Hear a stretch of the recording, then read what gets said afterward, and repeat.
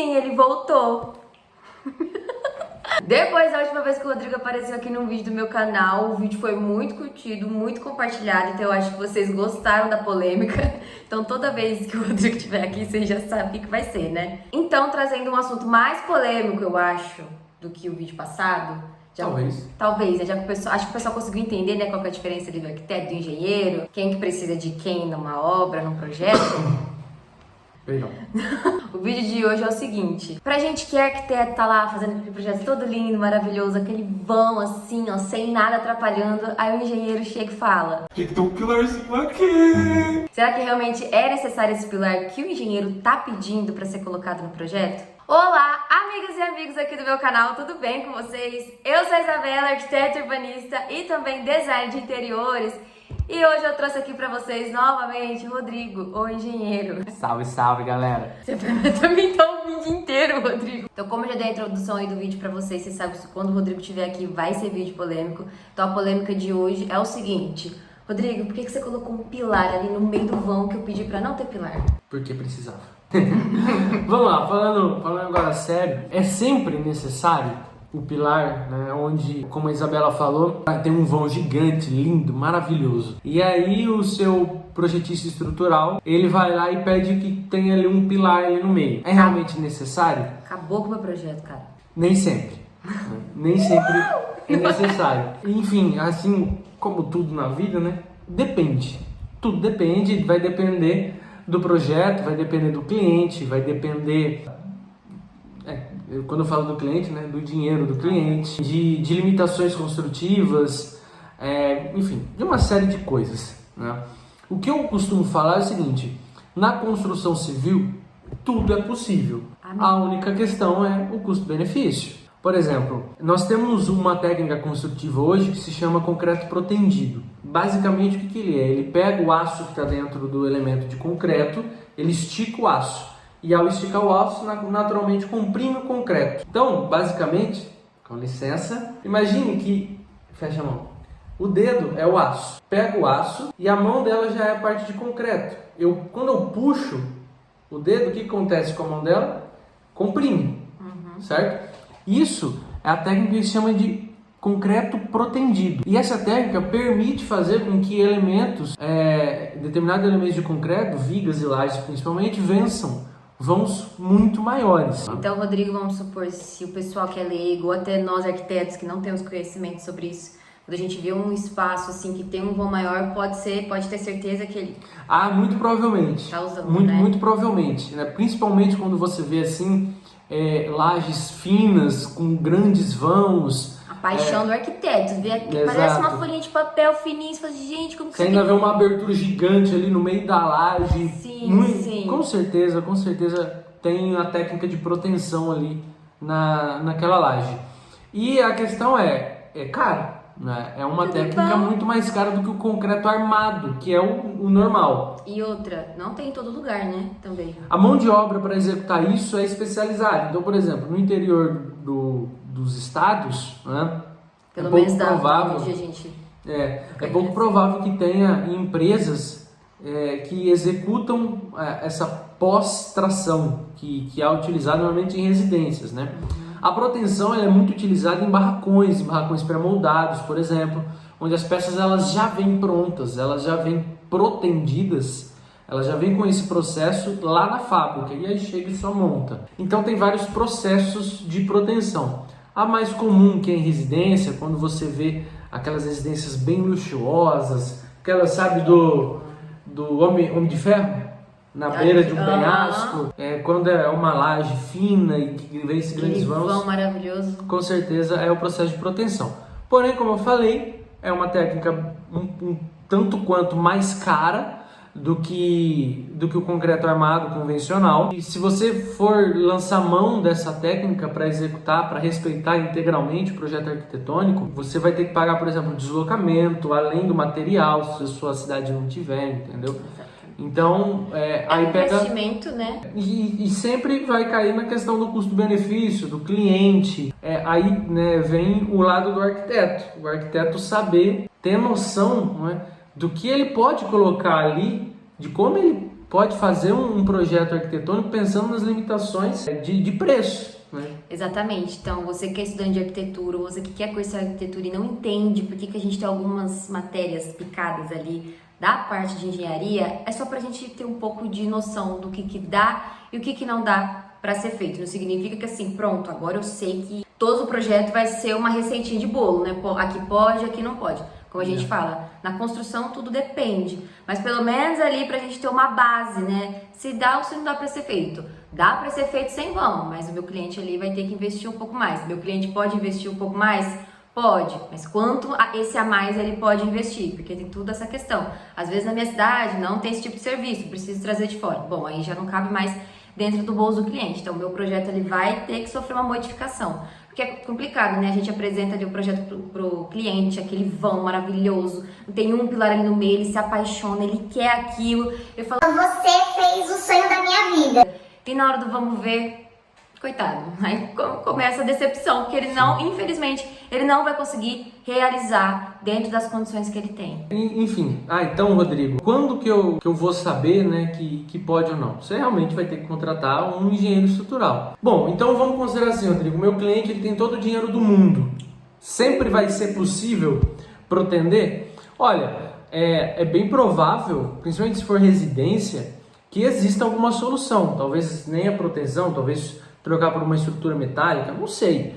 Talvez, com certeza, exista alguma solução. E se o engenheiro ainda falar que precisa de um pilar ali, onde você definitivamente não quer, não pode, aí pode ser incapacidade técnica do engenheiro, preguiça, ou realmente você colocou um vão muito absurdo. É um museu do amanhã. Às vezes pode ser uma incapacidade técnica do engenheiro. Talvez seja interessante você procurar outro projetista. Sim. Né? Então, às vezes também é preguiça do engenheiro que não tem. Porque, assim, de verdade, às vezes, dependendo do lugar que você mora, o engenheiro estrutural que tem na sua cidade, ele é muito bom. Mas, às vezes, ele tá acostumado a pegar aquele tipo de serviço. Ele pega, às vezes, casas comuns, né? Consegue fazer um vão ali um pouquinho maior. Mas, às vezes, seu projeto, ele precisa de algo a mais, né? De um outro tipo de projeto estrutural. Então, por isso, saber procurar ali o profissional correto para cada tipo de obra. Exato.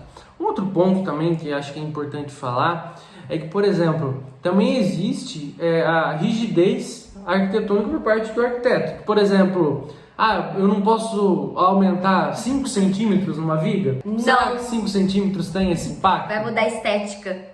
Então, isso muitas vezes impacta também. E aí, por exemplo, às vezes com 10 centímetros a mais de uma viga, você consegue evitar a proteção. Será que esses 10 centímetros tem tanta diferença? Perdão. Será que esses 10 centímetros tem tanta diferença assim no projeto arquitetônico? Às vezes não tem. Então, muitas vezes o arquiteto é meio birrento, né? A arquiteta é meio birrenta, fala, não, eu quero isso daí, e aí o cliente acaba tendo que gastar uma quantia considerável a mais para protender 1, 2 vigas, sendo que com 20 centímetros, com 10 centímetros a mais, você poderia solucionar aquilo. Exato. E aí o seu cliente, o arquiteto, vai ficar sem condições financeiras para talvez investir uma outra parte de um projeto que você pensou ali, porque ele teve que gastar ali atrás, porque a gente não abriu a cabeça, quis ali ferrar um pouco a vida do engenheiro por causa de 10, 15 centímetros. E aí que entra também a parte do arquiteto, não é mesmo? Quantas vezes a gente chega em obra, em algum lugar, você vai quebrar a parede e fala, meu Deus, tem um pilar aqui. E a gente tem que pensar, tem que dar um jeito de como manter o local com o que o cliente pediu, com a estética que ele pediu, com aquele pilar ali no meio. Então, às vezes, questão assim, mínima, dá pra gente ter soluções muito, muito bacanas, ajudando o nosso querido amigo engenheiro, que às vezes a gente tem vontade de matar e ferrar ele, sim, mas vamos ser parceiro, porque em primeiro lugar o cliente, né, gente? E assim, às vezes não é nem a questão de relacionamento entre arquiteto e engenheiro, é realmente você ver o seu cliente, né? Você enxergar o seu cliente. Que nem a Isabela comentou, ele vai gastar um dinheiro que poderia fazer a piscina, pô. Poxa, entendeu? E aí, você vai deixar o cliente sem piscina por causa que a janela vai ter 10 centímetros a menos de altura? Exato. Às vezes você pensou num design de interiores super bacana para aquela varanda. Pensa só, essa varanda gourmet aqui não vai ter pilar, né? Vai ser um negócio todo aberto. Aí eu pensei na churrasqueira aqui com uma parede com revestimento lindo, maravilhoso. Aí por causa de birrinha entre arquiteto e engenheiro, não, eu não quero esse pilar e também não quero 10 centímetros a mais da laje.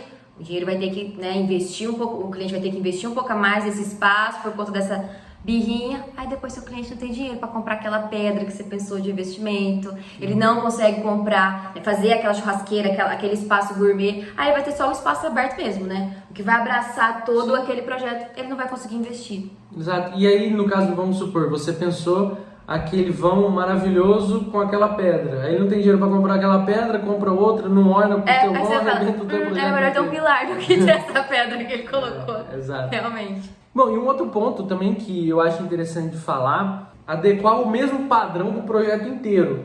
Então, por exemplo, a gente até tá com um caso desse, né? A casa é térrea, ela tem vãos bem tranquilos dentro da casa, mas aí o arquiteto, ele... Não sou eu. Ela só fez o design de interiores. Mas aí o arquiteto que fez o arquitetônico, ele pensou numa fachada maravilhosa, linda, com uma garagem com 8 metros de vão, entendeu? Então, a gente até acabou conseguindo ali driblar a situação e manter o concreto armado. Mas essa era uma situação que provavelmente, né, se fosse um pouquinho mais complicado, a gente teria que lançar mão de proteção para um único cômodo da casa, que é a garagem, né?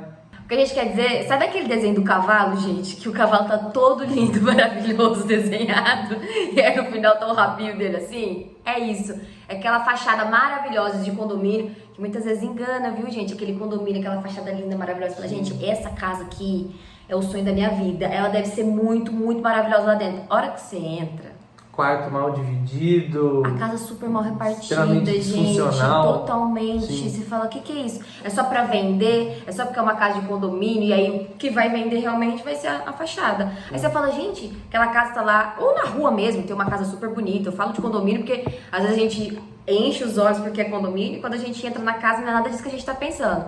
Mas aí você fica falando, nossa, essa casa aqui tá à venda, tá pra alugar há tanto tempo, ninguém compra, ninguém aluga. E essa fachada é tão bonita. Você chega lá dentro, totalmente mal repartido. Então, arquiteto, pense um pouquinho em ornar, né? Em adequar melhor tanto o arquitetônico da parte interior da casa quanto o exterior. Se é uma casa de médio padrão, não tem por que você fazer uma fachada absurda que seria para um condomínio, por exemplo. Exato. Um Alphaville. Exato. E às vezes o cliente ali, ó, eu quero uma fachada muito bonita, é o sonho da minha... Tudo bem, gente, não tem problema. Ele tem que estar ciente. Ele tem que estar ciente do custo. E isso é o nosso papel de profissional. Você quer investir numa fachada? Beleza, olha, talvez aqui, pra parte de dentro, a gente vai ter que pensar um pouquinho melhor. Mas nada significa não fazer uma casa funcional. Porque a casa, ela não precisa ter o melhor revestimento, ela não precisa ter a melhor pedra, não precisa ter vãos imensos, nem nada disso.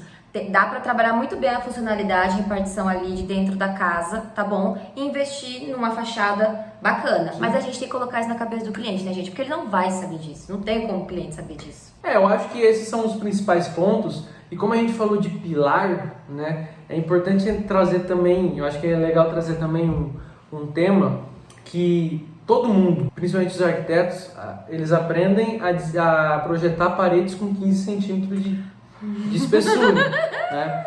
Isso não é culpa do arquiteto, né?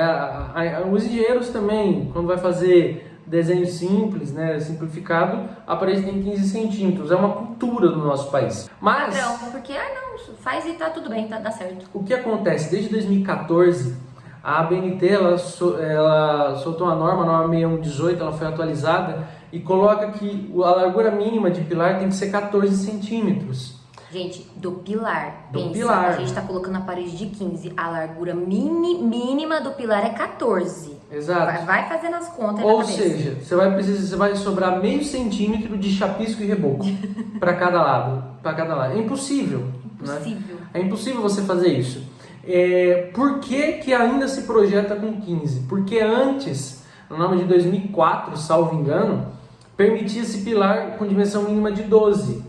Então você pegava aquele tijolo de 11,5, 12 centímetros e ainda sobrava 3 centímetros. Dava aí 1,5, no final a parede ficava de 15 a 16 centímetros. Só que não pode mais. Então agora, o tijolo que a gente tem que utilizar para já servir como forma é o de 14 centímetros de largura. Isso foi uma coisa que eu aprendi com o Rodrigo, tá, gente? Porque realmente na faculdade, Não se primeiro aprende. termo, você tá ali com aquela régua maravilhosa que você tem que carregar dentro do ônibus, aquele papel, que você tem que ficar desenhando ali. Qual a largura da parede? 15, gente, tudo era 15. E aí, quando a gente tá na faculdade, você tá fazendo a parede, você fala parede, pronto. Você não lembra, né? O que tem ali o dentro. que tem ali dentro. Ah, vai ter pilar, aí a questão do chapisco, o reboco. Vai saber o que vai fazer esse reboco, o reboco tá desse tamanho, o reboco tá desse tamanho.